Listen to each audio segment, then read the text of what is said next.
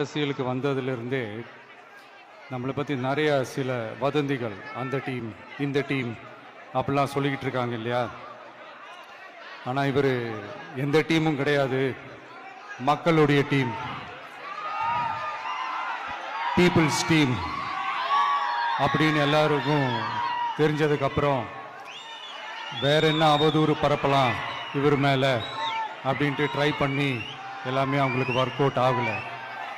So கடைசியில் என்ன தான் இந்த விஜயை பண்ணலாம் அப்படின்னு நினைக்கும் போது தான் இந்த கூட்டணி அந்த கூட்டணிலாம் சேர போகிறாரு அப்படின்ட்டு ஒரு பொய்யான ஒரு பிரச்சாரத்தை பண்ணிக்கிட்டு இருந்தாங்க.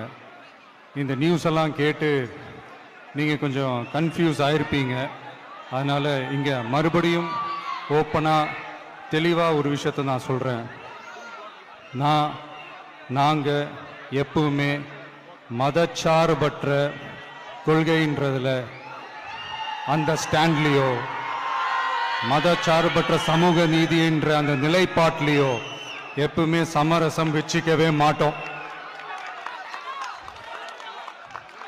நம்மளுடைய தலைமையில தான் ஆட்சி அப்படின்றதுல எப்பவுமே உறுதியாக இருக்கிறோம். நம்மளுடைய முதல் மாநாட்டில் கூட நான் சொன்ன மாதிரி அரசியலில் யாருக்காகவும் எதுக்காகவும் எந்த விதமான ஒரு சமரசமும் நாங்கள் வச்சுக்க போகிறதே எல்லாம் அந்த பேச்சுவார்த்தையே கிடையாது. சரிங்களா?